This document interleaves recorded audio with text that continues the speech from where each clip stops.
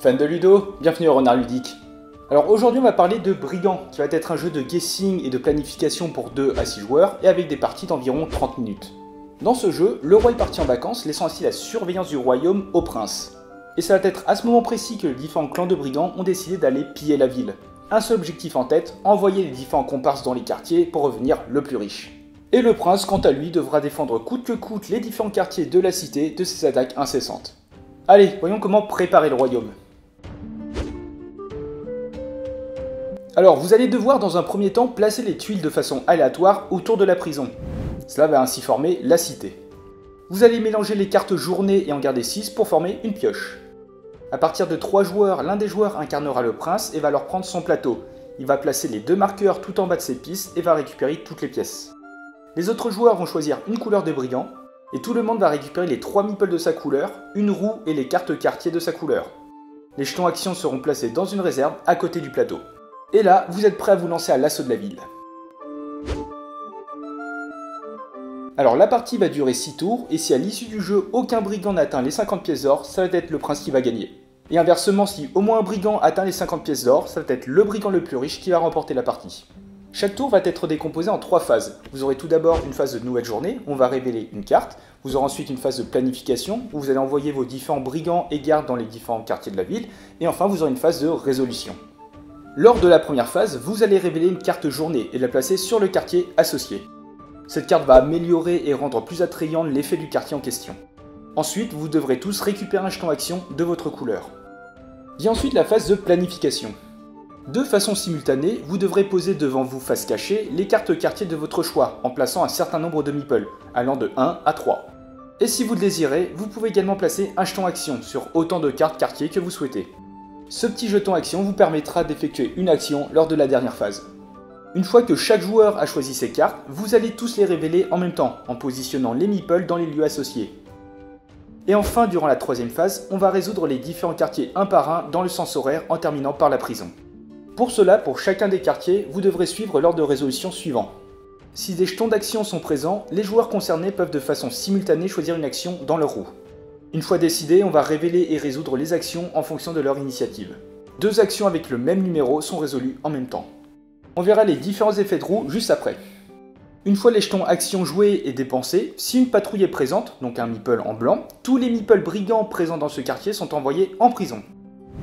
Et enfin, s'il n'y avait pas de patrouille, on résout l'effet du quartier avant de reprendre les meeples devant soi et passer au quartier suivant. Attention, seuls les meeples brigands peuvent activer les différents effets des quartiers. Le rôle des gardiens, donc les meeples en blanc, va être d'intercepter ces brigands et de les envoyer en prison. Si une zone comporte une carte journée, défaussez-la si le lieu a été activé. Alors je reviens à présent sur les effets de la roue. Pour les brigands, vous allez pouvoir renvoyer votre équipe chez vous, donc tous les meeples de votre couleur dans le quartier. Vous allez pouvoir voler 3 pièces aux joueurs désignés se trouvant avec vous. Vous pourrez déplacer votre équipe vers le lieu suivant, attention à ne pas y aller si un garde s'y trouve. Et enfin, vous pourrez pousser une équipe sur la tuile suivante, très pratique si un garde les attend. Et le prince, sa roue va être un peu différente. Il va pouvoir espionner, c'est-à-dire qu'il pourra voler à tous les joueurs présents avec lui autant de cartes indiquées à gauche de son plateau. Il pourra déplacer une patrouille en prison, donc sans faire d'arrestation. Il va pouvoir voler 5 pièces aux joueurs désignés sur la roue. Et enfin, il pourra se déplacer sur la tuile suivante. Allez, voyons à présent les différents effets des quartiers. Pour rappel, vous pourrez en activer un seulement si aucun garde ne s'y trouve après la résolution des jetons actions. Vous avez le marché qui vous fera gagner des pièces en fonction du nombre de meeples de votre couleur sur la tuile. Vous avez la mairie où vous devrez vous partager les pièces avec tous les meeples présents. Le port qui vous permettra de récupérer 2 jetons actions ou bien d'en vendre autant que vous voulez contre 2 pièces chacun. La taverne où pour chaque meeple de votre couleur vous pourrez soit lancer un dé et gagner cette valeur en pièces ou bien payer 6 pièces pour lancer 3 dés et gagner ainsi la somme en pièces. Il y a le palais, alors s'il y a 2 meeples ou moins, toujours confondus, vous allez remporter 5 pièces par meeple. Et si vous êtes plus de 2, direction la prison. Il y a le convoi, où si vous êtes 2 ou plus, vous pourrez vous partager 10 plus un lancer de dés en pièces. Mais si vous êtes tout seul, encore une fois, hop, la prison. Le trésor, où s'il n'y a qu'une seule équipe, vous gagnerez 10 pièces, sinon prison. Et enfin la prison, où chaque prisonnier brigand peut soit payer un jeton action pour faire sortir un bonhomme, ou bien laisser son comparse et gagner un jeton action. Le prince, quant à lui, s'il possède au moins un garde en prison, pourra gagner un jeton action. Il pourra également améliorer l'une de ses capacités en augmentant le jeton blanc à gauche ou à droite d'un cran vers le haut.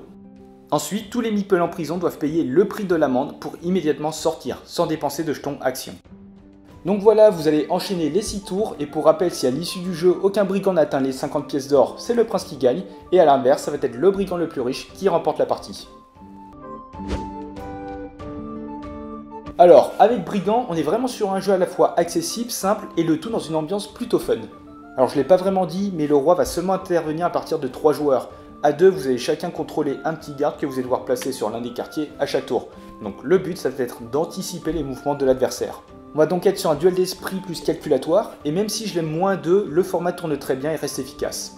Et du coup, à partir de 3 joueurs, intervient le roi. Alors je vais clairement l'aimer à plus nombreux parce qu'on va garder ce côté, enfin retrouver ce côté fun, dynamique, tout en gardant des tours assez fluides. Lors de la programmation, ça va être la phase qui va ramener un peu de tension. On va faire des plays que l'on croit plus ou moins intelligents, on va essayer d'anticiper les mouvements des autres joueurs. Tiens, il a joué 3 meeples sur un seul quartier, potentiellement il allait soit au marché, soit dans la salle du trésor. Bref, on va essayer de deviner ce qui se trame chez les autres. Et on retourne les cartes, on place les meeples et on voit ce qui se passe. En général, ça va être plutôt drôle et assez chaotique. On va se tirer dans les pattes, se pousser dans tous les sens, envoyer les amis vers les gardes pour récupérer un maximum de trésors. Et pourquoi pas même faire des alliances entre le prince et les autres brigands pour tirer le brigand le plus riche vers le bas. Après, personnellement, je trouve plus compliqué de jouer brigand que le prince, enfin d'atteindre les 50 pièces d'or, dans le sens où vous allez vous faire avoir dans tous les sens. Après, ça dépend avec qui vous jouez. Donc voilà, avec Brigand, vous allez vraiment retrouver un jeu de programmation plutôt chaotique mais bien fun. Vous allez vraiment pouvoir vous tirer dans les pattes et avec plein de rebondissements.